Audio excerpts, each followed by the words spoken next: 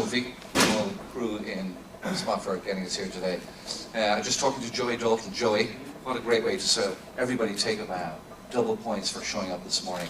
Absolutely amazing. Somebody else tapped me on the shoulder and said, congratulations on sending me a reminder last night because I completely forgot. That was only the third reminder, so we didn't push it too hard.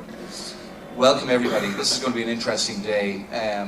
About 25 years ago, Frank Lawler ran a conference just around the corner here, and he launched direct marketing in this country. He bought over a guy called Murray Raphael, and even to this day I still bump into people who say, wow, that was the start of this little movement. And I guess today is really, about getting some indication of what's the energy like in this particular discipline. Like direct marketing, it had already been a superb success in the States for about 10, 15 years before it came over here, and likewise inbound marketing is really taking off in the States, and it's really growing now in Europe, and it's really interesting to see how many of you leave here today with some insights that will help you move into that space. I'm going to basically keep this thing moving as fast as we can. I'm going to get you all out of here on time, the time we promised we would. There are three speakers today. Thomas Duffy is going to talk to you about how technology and marketing are now really merging together. It's making marketing a more honest profession, I guess. Thomas is an interesting speaker. I should have had boxes of popcorn because he's the sort of guy that you can just throw your feet up in the chairs in front of you and just listen, because he's a great storyteller, and I think that should be interesting. Kieran Flanagan from HubSpot is going to take us through the more nitty-gritty and express to you why this whole space is an interesting area and could be your secret weapon. And Jared O'Neill is then going to follow up by kind of bringing the Irish consumer to the fore and show you how this new discipline can work very cleverly with that group.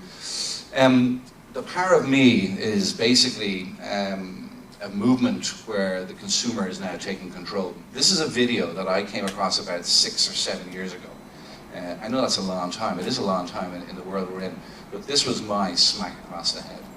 I think it's a really apt way of describing how the consumer today is now taking complete control. So let me just play this here.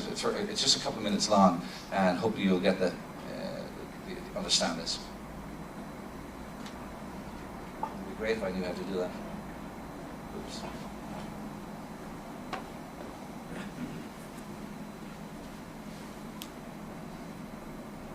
That easy. You're saying you love me, but you're not behaving like you love me. It's not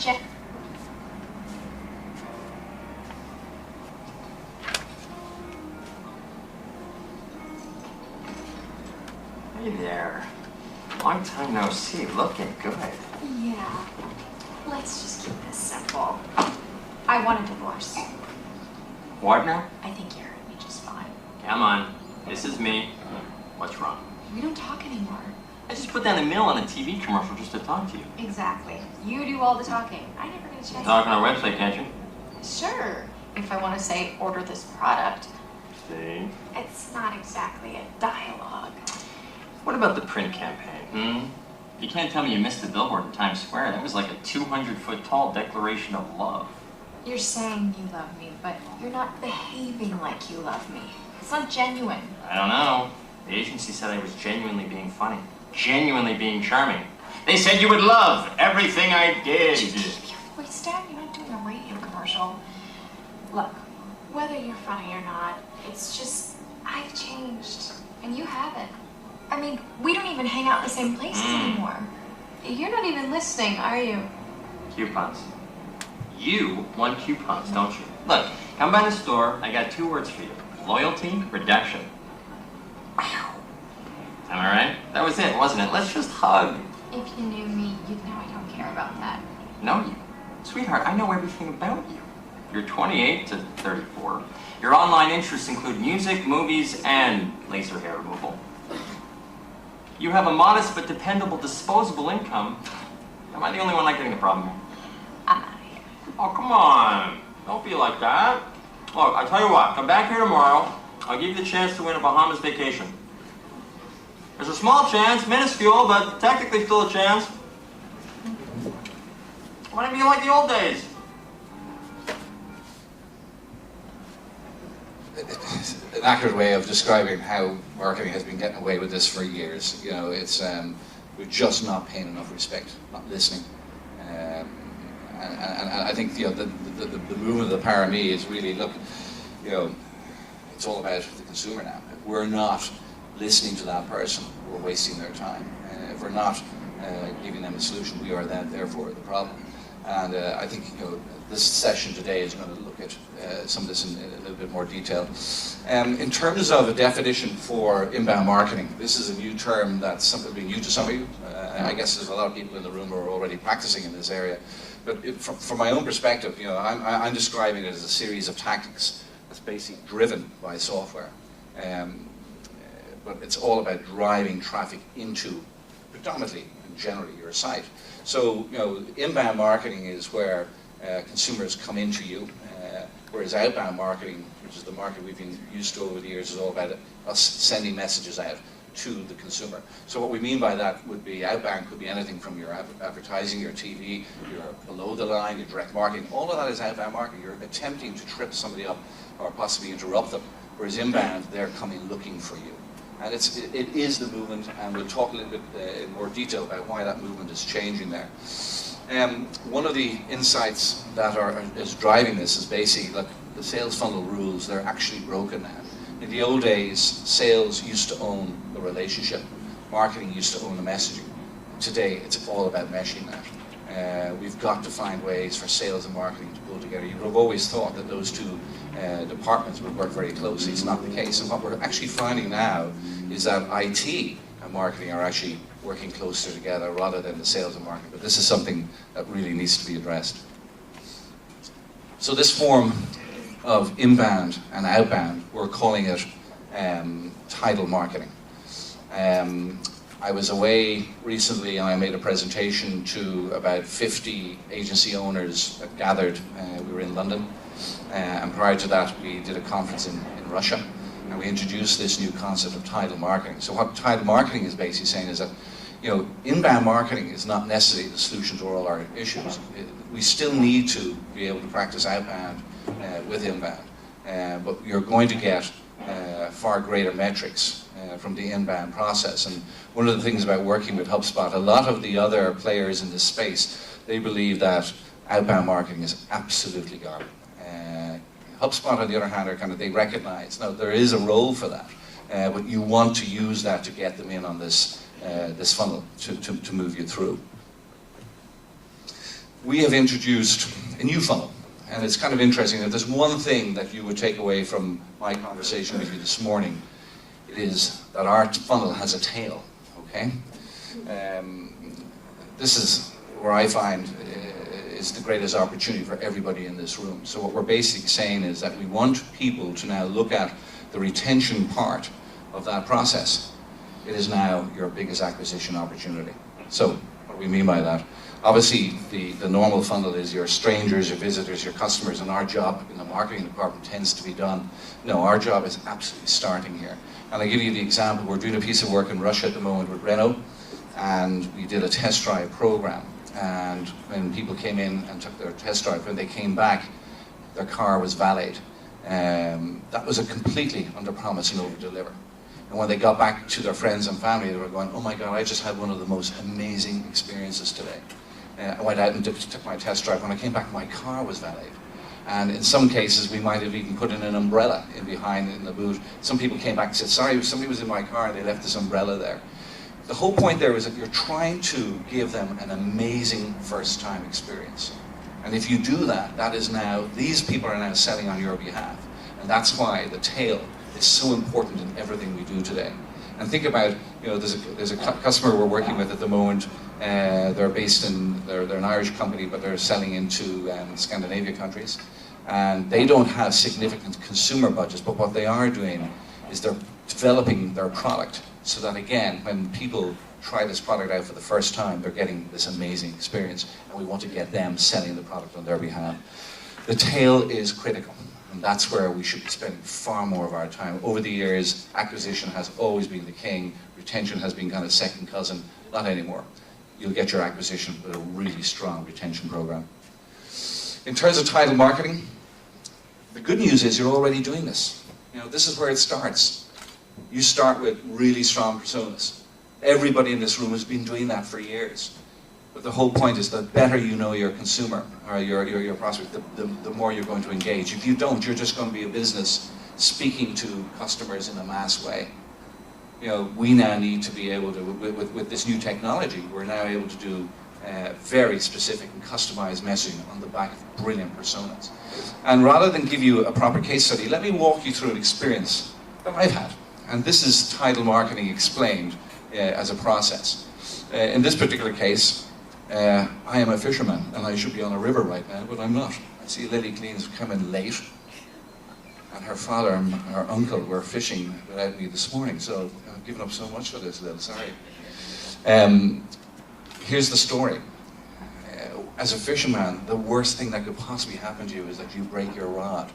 And I had that moment in September, which sparked, you know, when you have a rod, it's like a bedpoll. You sleep with this thing at night time, you get to know it over the years, and it's a really tough thing to go through. But if you go through the tidal process, in essence, what tends to happen at first is the whole outbound program kicks in. You will probably go back and look at some of the trade magazines that you've been getting or subscribed to get an indication of what's out there. You also start talking to friends and colleagues and fishermen that you know and you fished with over the years about, you know, what rods are in play, or, you know, where most of us are going today is just straight to search. And search is in this particular case, I only have 5 million stories that I can look in there. That's turns into a bit of a NASA project just to get a fishing rod, but at the same time, you know, it's a great place to start. From that process, you now move into conversion. And so what I'm now doing is I'm linking up with the various websites. I'm starting to share some information with these guys. And in this particular case, I'm actually investing. You know, I'm investing my information on the basis that I'll get a return on that. If I'm willing to share basic information like my location, the type of fishing I'm doing, my expectations are rising. I'm starting to say I'd be interested to see how they're going to respond to this. I'm not doing that as a marketeer, I'm doing it as a consumer. I'm willing to invest my data on the basis that you're going to do something interesting with me. And did they? I mean, my wife hasn't seen me. I've been in front of the computer. I think she's getting a bit worried. But, you know, there's thousands of videos that just are amazing for me in this particular space. So I'm investing huge amount of time, you know, getting right down into the geeky stuff, finding out what poles are made and how they're made and all sorts of things. And then the inbound really kicks in. So I'm getting blogged, lots of EDMs. But again, in certain cases, there's one manufacturer in this particular group called Sage, and they are starting to ask me a little bit more information each time I move. Each time I get engaged with them again, they're asking a little bit more of the type of fishing I'm doing, etc., which is kind of interesting. And I'm happy now. I'm very happy to share that information because I trust them. You know, they haven't abused that in any way. They haven't tried to sell me. I've begun nothing on price at all as this conversation.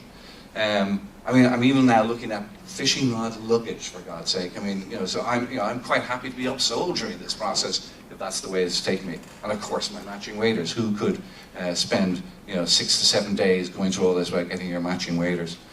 When you move into the close, it's kind of interesting. I'm spending about 25 minutes on the close. You know, I've spent predominantly nearly 6 days of my life going through this and really enjoying the journey I'm going on. But I'm spending 25 minutes on the pricing of it. You know, it's not everything. You know, it is such a small part of that sales process today. And it's worth kind of keeping an eye on that and looking at your own products and find out where ultimately, what are the key points. And then excuse my language, my Asher fuck it moment, my daughter got a job in Seattle, which happens to be where this fishing rod is made. I mentioned this to my new best buddy over there, and he sent me 2 tickets to get on a ferry and go over and visit them. It was the most amazing experience I've ever had in my life. It was, you know, I got to meet the rod designer. I mean, this was, you know, something for somebody in my particular space I just absolutely loved. So it was a really inventive experience for me. So I'm now the proud owner of a Sage rod, and not only that, but this is the crew. I am now one of their ambassadors. I am now up here talking to people on a regular basis about how wonderful that particular experience was. Here are a couple of specific numbers. Basically, 60% of, this is a piece of research that was done globally, 10,000 consumers around the world. 60% of consumers said that they're willing to spend more on a product that's going to give a better experience. 80% are willing to recommend a brilliant experience to another person, and 90% are more likely to buy from that product again. The numbers actually stack up when you give those brilliant experiences. I'm going to hand over to Thomas very quickly, who's going to come on now and take us through his part of the session. I'm going to come back and talk to you a little bit about Tidal Marketing at the end of this session. But one question I just ask you to consider before, Thomas, if you want to come up, is that when I first came back, I spent about 15 years in the States, and I remember asking this question of many people when I first came back in '91. The question was, who owns the best customer experience in Ireland? And it's a question we ask a lot of our clients, and we discuss it ourselves internally on a regular basis. And would you think about that? Just who has given you an amazing customer experience in Ireland, and to the point where you've actually recommended them to somebody? Will you jot that down on a piece of paper? I'm going to be back in about an hour and a half, and I'm just going to have a look at some of those answers and just discuss those with you. You know, I suspect that we may be surprised that there isn't anyone who owns that here in this country. And when you think about the way the metrics are working, it's a huge opportunity if that's the case. But let's see what sort of answers you have. You know, if you can't think of anybody, don't worry. That tends to be a natural response. Just give it a thought, and if you do, just pass it down this way, and we'll pick them up and we'll talk about them a little later. Thomas, thank you. Thank you, Jared. Appreciate it very much.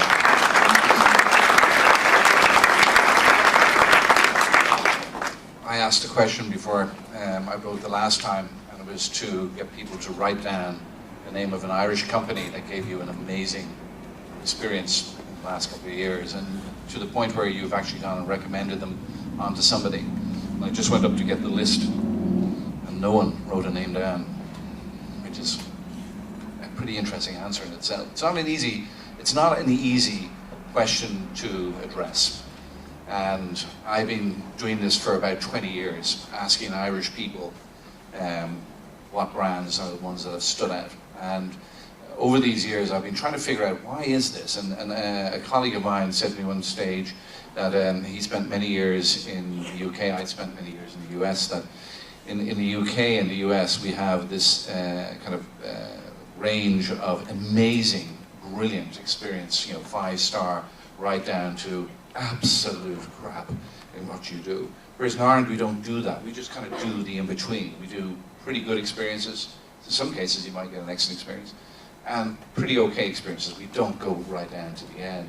And is that the reason why people don't have that? It's bizarre, because to me, what I've been learning about this whole process, and we've been kind of going back and forth between inbound and customer experiences, the fact of the matter is, the final part of that process is a first-time experience for your customers.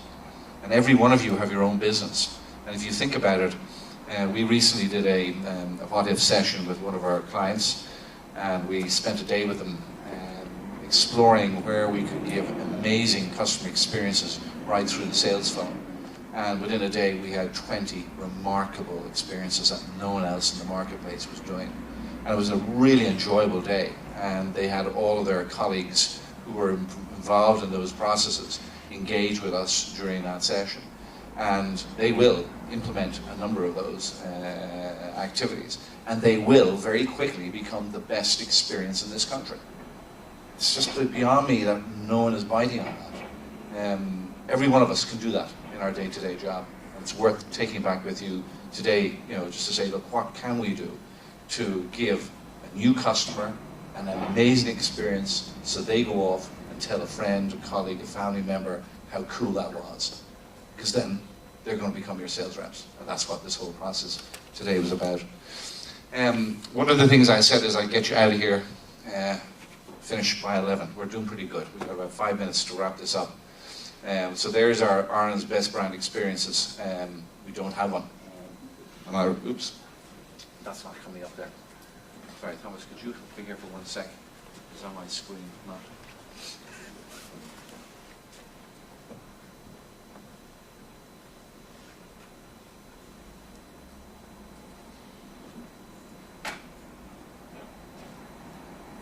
were doing so good.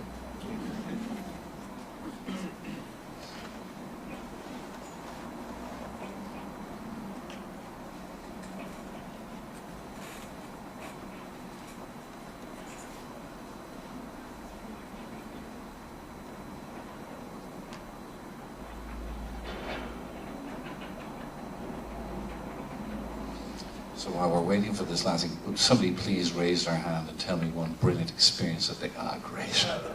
My dad had a great experience. He shopped in Rory's fishing tackle shop in Temple. I know it very well. And he got a fishing rod after only 10 minutes of searching. He took it fishing. He didn't catch any fish, but he brought it back in your man's shop for another one. That's cool. No questions asked. They could beat 6 days searching online. Okay, that's good. Okay, but this is, yes, please, here we go. I live in the West and I work in Dublin and Lucky you. Thank you very much. And I stay in B&B, same BB most weeks. And after the second week, they found me on Twitter and said, you see that you're staying in this regular, do you want to leave your badge here? So I'm going to carry it down. Doesn't take a lot, does it? No, but they found me on Twitter, which I thought was really cool. And you didn't feel big brother about that? No, I was just so grateful not Yeah. to live in Ireland. It's a great, it's funny. I recommend them to everyone. I had a really good experience in Joe Berger. The Yeah. waitress there, she didn't, it was able, she didn't use a pen or paper. She remembered all of our orders and just was really nice. Then the same owners own Skinflint and Crackford in town. You can get tweet seats there, so I tweeted them and I got to eat in both restaurants for free. And all you have to do is just tweet and say that's where you are. And the food was amazing, the experience was amazing, and I told those people about it, so definitely the whole company. It's interesting, if you push it, you get these examples. If I ask the question, has anybody here had a crap experience? Has anyone here told friends and colleagues about that experience? I would have a chart of everything that's going on. It's interesting, but don't feel concerned because it's a difficult one to answer. Pardon me, Joe. Michael, the title of today is The Power of Me, yeah? Yeah. Yeah, a lot of what we spoke about was about sharing, liking, community-based. You know, does that not kind of go against the power of me? You know, Jared mentioned about the power of people who kind of, you know, positive comments about something and the price that people pay. So where is the power of me in that context? The power of me is, I mean, you're dead right. I think what the next part of this journey is, how are we going to deliver comms to our friend who's sitting up there in a timely and relevant way. Inbound marketing allows you to do that. That's the key to it. And as I think Thomas pointed out, you know, our jobs are so difficult having to keep that ball up in the air. You know, when you merge technology with clever and smart and relevant communications, it's like having helium in that balloon. It will always sit up there. But you're right. I think it's taken us some time to realize. I mean, the power of me has been out there for years, for many years. You remember the video we played at the outset? You know, that's 8 years old. But we haven't really done anything about it. And now, finally, we have this amazing technology. We have an all-time low in terms of who we trust, in terms of business, politicians, etc. So now, you know, we as marketers, we just have to react to this in a positive way. We'll talk about some of the things you need to do that address that. We talked about inbound and outbound marketing today. We talked about, you know, not to ignore one over the other. Our approach to that is a thing called Tidal Marketing, where we basically mesh the in with the out. Whoops-a-daisy. We're also talking about why is this movement there, and I think we would all agree that the consumer has lost absolute trust in that perfectly crafted marketing message. We've lost trust in business, and because of that, we're now seeking advice from our friends, from our colleagues. We're hearing some nice positive stories today where you have become an ambassador, whether you like it or not. But that's been earned, and I'm much more likely to go to that restaurant based on what you've shared with me, and I don't know you, than something else. But that's this whole issue of trust and how we go there. Sorry, that's a photograph of Mr. Putin, and it looks like I sold him one of my fishing rods. We were in Russia recently, and Mr. Putin got caught out by the electorate because he was bare-chested, showing this big fish he caught this year. You know those photographs he has of strangling wild tigers, etc. It turns out that this fish he caught this year was the same one he caught last year and the year before. Jerry, you're in the room. I don't know if you remember the story that broke in September. Okay, we come back to our friend here, the Tidal Marketing steps, and I think, you know, if you can do one thing today, you know, think about this new stage in the sales process. And in essence, what you're asking to do is, you know, if you're looking at, you're probably all doing very good attraction type work. This is something that you're all skilled in. But look at how can you improve some of the holes in that space? You know, how can you invest in certain solutions in the whole attraction of new customers in a way that is cost effective, gives you quick wins. The conversion process is something that the Irish marketeer is less skilled in because it's kind of in that whole CRM space and it uses things like data and it uses technology. We tend to kind of step away from that. But what you're seeing today is, and I love Thomas's analogy of, you know, the beauty is, guys, you know, we now have this opportunity of this helium balloon. This is a great solution for us. Let's engage with technology. Let's engage with clever marketing, and let's engage with data in a way that makes sense and it's not going to scare people off. The whole close process, it's funny, you were talking earlier on about this retail and online. There's some really interesting research out there at the moment that's saying that, well, some of Jerry's research is pointing that way. 60% of the Irish population tend to be going online and doing their research before they go out. We were at a Google presentation during the week and they were saying about 70% of the sales are done in retail. It's funny, you would expect that to continue. Now it's going to go in that way. And when you dig deep into the whole retail space, again, it comes down to customer experience. Retailers in those small towns that we were talking about earlier on now have to give amazing experiences. You know, they have to know you by name. They have to tweet you to say, would you like to leave your luggage here? You know, and the funny thing is, I've been doing that piece of research at the best brand in Ireland. And what happened about 20 years ago, everybody was kind of favouring Aer Lingus frequent flyer program. Remember the Gold Circle? That was an amazing experience. Super Quinn used to come up a lot of that. But all of these years I've been doing that, asking that question. It always is my local pub, the holiday hotel I go to once a year, because when I arrive in there, they know my name, and they ask how the kids are, etc. And you just feel that real, it's genuine. And again, this lady here was talking about, you know, you got a tweet. They took the time to do that. So there are amazing experiences out there. They're just not significant brands in that place. And again, so, you know, the biggest opportunity to win in this space, think of how your next, even if you did this week or next week, and you say, let's take every new customer we land next week and do something special for them. Just monitor that, just track that. Imagine the impact that could have. And if you could go back and prove to your management team, oh, we've just invested an extra $10 or $50, whatever, in giving them a very special experience. And can you then give them tools to recommend you? That might be interesting. But you got to ask them first. You got to ask them, was that an amazing experience? Yes, it was. Would you like to become an advocate of this brand? You'll be pleasantly surprised. So many consumers or customers out there will say yes, because they're not used to these pleasant surprises. If you underpromise and overdeliver, that seems to be the formula that's going to work for us all going forward. This is what sums up the whole inbound marketing movement for me, and if you want to be expert in it, you need to nail this, because what we're basically saying is, wouldn't it be amazing if we could put a sales message in front of a prospect at the precise moment they need it.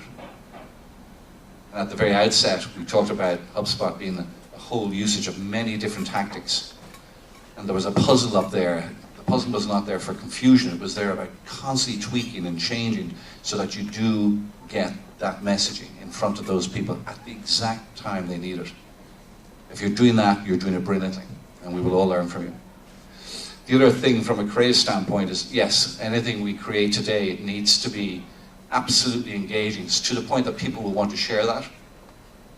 Beyond it, we also have to beat robots, because a lot of the communications that we're doing today are electronic, and we have firewalls and all sorts of things that we have to address. That is a challenge for us. It's a new challenge, but it's one that I think we're all winning and we're having success in. Campaign that we just completed for a boutique bank, and the goal here was to get the least amount of leads possible. That's a bizarre request. HubSpot is not about quantity. It's not about the masses. It's about being so targeted, allowing you to be successful with 10 leads versus 10,000. So it's a very interesting game that you can start playing with. Kira mentioned something earlier on about the listing of numbers. This is a piece, we issued a ebook in September, the 30 Greatest Lead Generation Tips, and I think we got about 350, maybe 400 downloads during a 2-week period. I didn't know if that was good or bad. We've been engaging with a number of those companies, and in some cases quite successfully. The one on the right, on the right, the 5 marketing metrics that your boss actually cares about, got over 9,000 downloads. That went out about 4 weeks ago. So again, you're just tweaking and learning and constantly inputting. It's just phenomenal. And the one on the right was 9 pages. The other one was 36. So it made my life a lot easier to edit it to a point where we can put that in play. But constant learnings in that space. That's it, guys. I should say thank you all very much for getting up this morning. It's great to see you all. There's so many new faces and a lot of faces we know from clients and prospects over the years. Thank you very much. If you want to progress this, we are looking to develop an ebook on today's event. We'll pull all the notes from the speakers. We'll capture some shots of the people who were here for the first event. So congratulations for taking the time to come down. Over the summer, if you have time, we'd love to talk to you. So this is a sales pitch, but it's not in a way. I'm genuinely interested in developing this movement. I think it's one that has energy. You can see by the number of people who showed up here this morning. There is a process of an inbound marketing assessment that we can, it's basically a discussion, a conversation with various people. If that's of interest, then please let us know. But thank you all very much for coming today, and thank you to the speakers who participated. Any further questions, raise your hand. Yes, sir. Can we have today's presentations ahead of you? That's a terribly mean question. No, just because probably most of us will have to report on what we've done this morning, and it's a lot easier if the materials are already available. That will just take a little bit of coordination. I would say we could probably do that in maybe 2 days. Is that okay? But otherwise, I will send everybody an email. That's a good request. Any others? Okay, I'm 10 minutes over time. I apologize. Thank you all very much. Appreciate it.